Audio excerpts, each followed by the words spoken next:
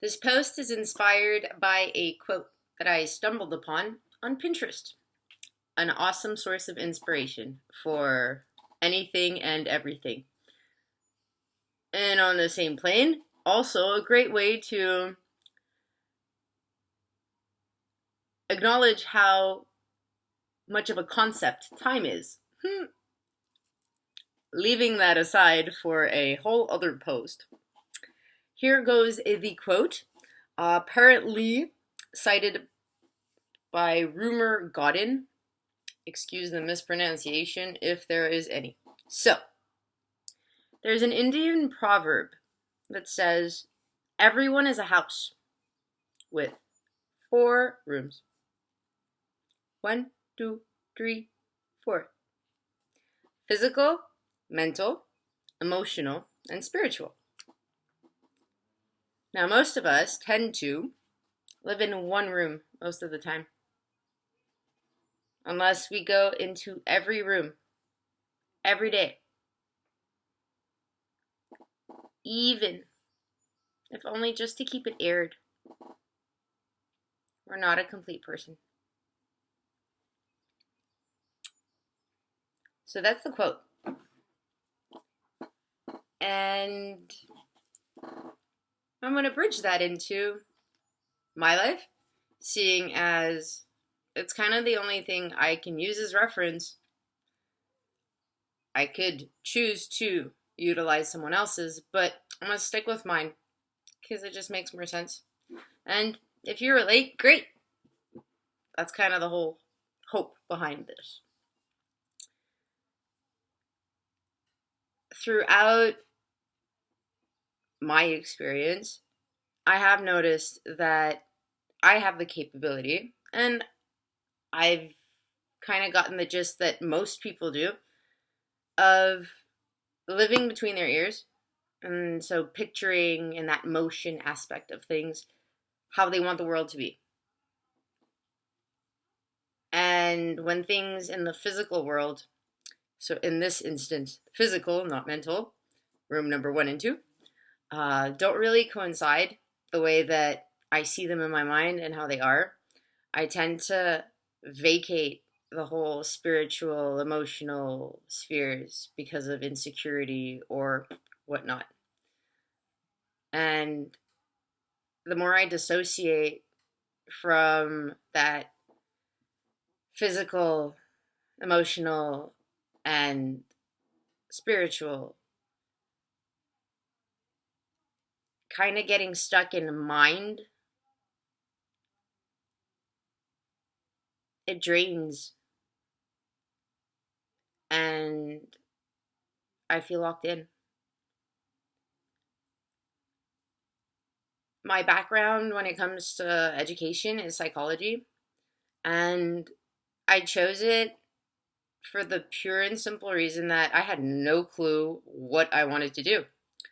I didn't even want to go to university right away. I kind of wanted to be a gypsy and tour the world and get a feel for life, not more books.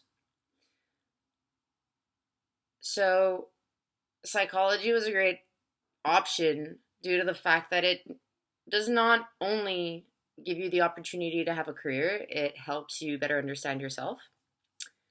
So, that in mind, got a bachelor's in that department and got caught between my ears to a point where I kind of dissociated from the whole physical aspect of my life. And as much action as I thought was going on between my ears, it turned out it was motion, and my physical side was stagnating completely. Now, a tiny blurb into something that I will definitely spend hours upon hours delving in and highlighting and fine-tuning and so on. Everything is energy. And when you stop moving, that energy that's around you and inside you starts creating pressure. And so that pressure kind of makes you pop. So having a bachelor's in psychology and spending a lot of time trying to figure things out between my ears, but not necessarily getting shit done physically, I got really stuck and I got really unhappy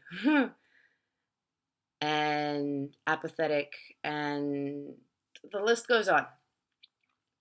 That's when I rediscovered yoga. And the whole theme behind this post is just that. Psychology is an awesome tool because it kind of helps you understand certain elements, but in and of itself, it's kind of an empty cup if you want to see it that way. Or the way I integrated it into my view was, imagine you were a car.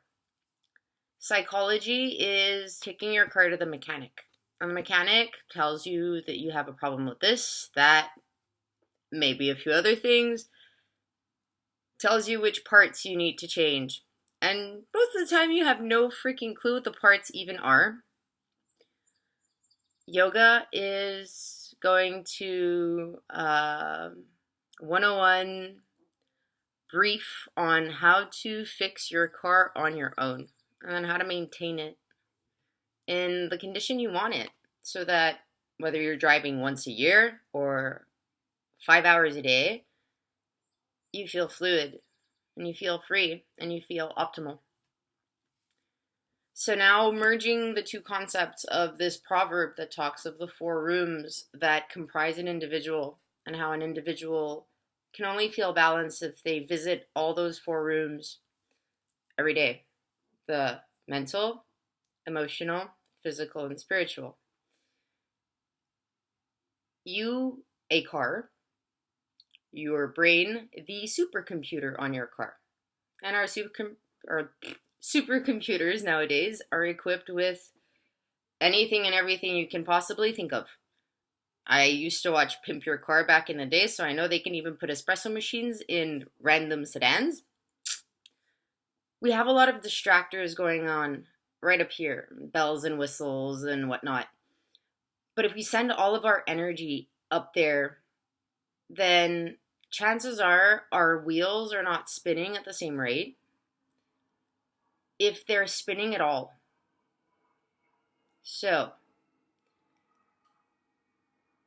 land in the now and take a deep breath.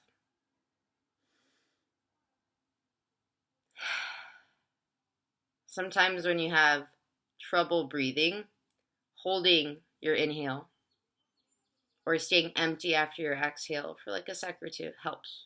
It resets everything. It's like finding that little button on the computer. And then when you breathe and land in the now, just see where you spend most of your time. And realize that there is a point in time, and this happens across the board, whether it's me, my friends, my family, people I interact with on a day-to-day basis.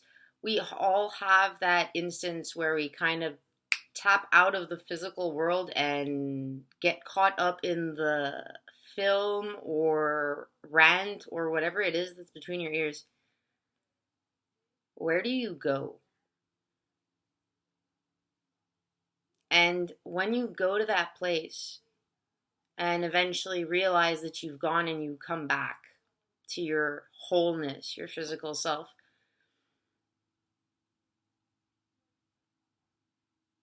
how do you pursue?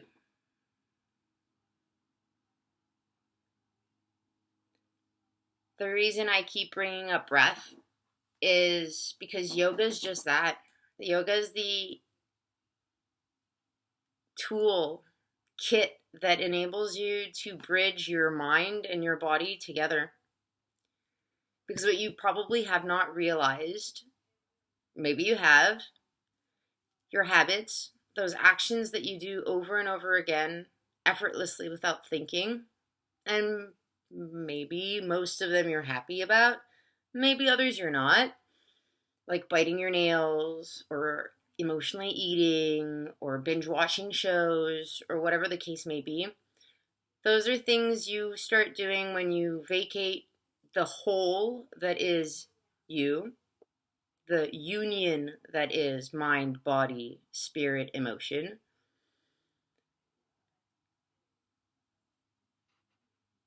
So, land,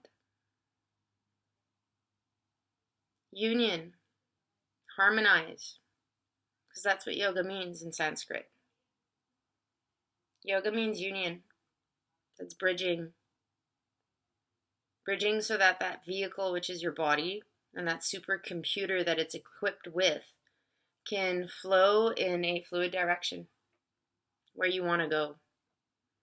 Not 5 steps ahead of time. Sticking to that whole notion of being in the car and the supercomputer and everything else. Picture that you're sitting in your car and you want to go to your friend, I don't know, let's call him John. You're going to John's house. But tomorrow, you got to go to work. So what do? You're setting up for tomorrow. So in your GPS, you're programming go to work, but you're supposed to go to John's. Huge disconnect. Land in the now. See if you can just go and sit in each room. Chances are you can. Even if it's just to go and stand in front of the metaphorical door that is emotion, or that is physical, or that is spiritual. And let's be really clear about that spiritual aspect of things. It's what makes you feel light from inside. You can call it butterflies in your stomach. You can call it giddiness. It's that energy that's tingling inside of you. And some people might call it emotion. It's all connected in the end. Whether you want to appreciate it or not. We're all entitled to our own opinion. We're all entitled to our own interpretation of things. But everything is energy. What you're hearing, what you're seeing, what you're sensing, it's all energy. Can you bridge those different types of energies? Like waves, like a microwave or radio waves. What do you tune into? Do you tune into each channel? Or do the channels tune themselves on randomly? And then bring that back to the parallel of being your own mechanic. If you're always expecting other people to fix whatever it is you consider a problem, how are you ever going to feel whole or equipped to handle situations? That's what brought me into yoga. That's what transported me, catapulted me, inspired me into this moment. That simple fact that I was totally disaligned. And guess what? 411. I'm still balancing things out on a day-to-day, breath-to-breath basis. Fine-tuning equilibrium. I have a very handy little inspiration board that I created for myself. Sometimes it helps me bridge that whole mental, physical, spiritual, emotional thingy. And there was one point, really, really funny affirmation, or so I found, that states, I am not broken. The universe is making stained glass. We're mosaics. We're not a perfect painting, because if we were, we'd be done and finished with already. Hung up somewhere for other people to see. But no life. You're constantly evolving, and that's why being in the now is the best tool to promote and cultivate growth towards whatever it is that you want. And balance. So, that is it for now. Ginormous, tremendous loads and oodles and infinite amounts of thanks for being you, for tuning in, for staying tuned, and inspiring people, because whether you acknowledge it or not, you are also an immense source of inspiration. If not to yourself just yet, to those that love you. And you are loved. I guarantee it. Catch you real soon. In the meantime, peace out.